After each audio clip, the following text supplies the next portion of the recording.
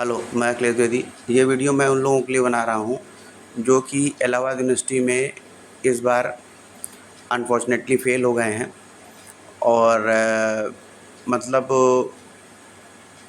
For example अगर मान लीजिए किसी 2 सब्जेक्ट में फ़ेल हुए हैं अलग-अलग ग्रुप में, तो अगर एक ही ग्रुप में होते हैं तब तो फिर आपको कंपार्टमेंट वाली पोजीशन आ जाती है, बैक जिसको कहते हैं बैक और नंबर बढ़ाने की। लेकिन अगर नहीं अलग-अलग ग्रुप में हैं तो फ़ेल हो गए हैं या फ़ेल ही हो गए हैं, तो उनके लिए अभी की सिचुएशन में क्या है। देखिए, उसमें सबसे सिचुएशन मैंने इससे पहले भी बताया था और कई वीडियोस बनाए हैं, लेकिन फिर भी लगातार बच्चों का कमेंट आ रहा है, फ़ोन भी आ रहा है, तो फिर समझा उचित कि फिर से एक बार चीज़ों को बता दें और जो अभी की सिचुएशन उसको जोड़ते हुए। अभी क्या है कि जैसे अगर अभी मतलब अनफॉर्चुनेटली कोई बच्चा फ़ेल हो जा रहा है और 2 सब्जेक्ट में, अगर जो कई सब्जेक्ट में फ़ेल है तो फिर तो बड़ा मुश्किल है, फिर तो अब उसको अब ईयर बैक ही जाएगा, वो अगले साल ही पेपर देगा। और नहीं तो अगर वो चाहे तो स्क्रूटनी से अपना देख ले कि भाई नंबर बढ़ रहा है कि नहीं, या आरटीआई भी कर सकता है, राइट टू इन्फॉर्मेशन, उसमें भी जा कर के अपनी कॉपी वॉपी देख ले कि भाई हमने क्या गलती किया है, तो उसको अगले बार के लिए सुधारा जा सकता है। क्योंकि आरटीआई का जो प्रोविज़न नंबर बढ़ाने के लिए है वो यहाँ पे बड़ा टेढ़ा है और हमने जितने हमारे पास स्टूडेंट्स आए जिन्होंने हमको वहाँ आरटीआई से होके आए, उन्होंने लास्ट ईयर और इस साल भी जो बच्चे अभी गए हैं कुछ, तो उन्होंने जो इन्फॉर्मेशन दी उसके हिसाब से तो बड़ा टेढ़ा प्रोसीजर हमको आरटीआई का समझ में आ रहा है। तो इस साल जो पिछले साल गए थे उन्होंने बोला था कि ठीक है,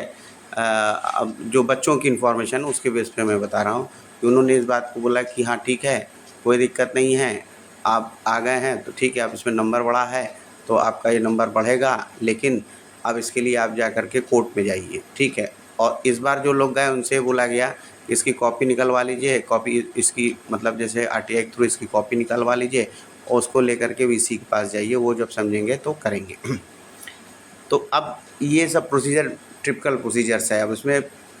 हाँ एफ़र्ट करिए, देखिए क्या होता है उसका। ठीक है, तो अब कर क्या सकते हैं हम लोग, तो भाई देखिए अगर जो आदमी फ़ेल हो गया है तो अगर मान लीजिए कि मतलब स्क्रूटनी में भी अब बोलते हैं सर चांसेस कितनी-कितनी हैं।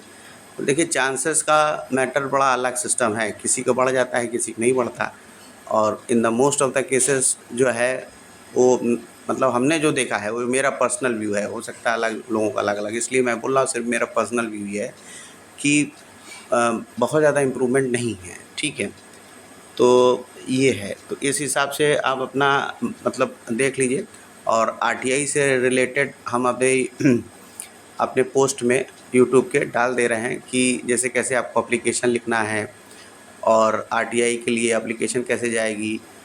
और क्या कहते हैं दूसरा, जैसे स्कूटनी का निकला मतलब अभी आएगा फॉर्म तो स्कूटनी के फॉर्म के लिए कैसे क्या करना है वो चीज़,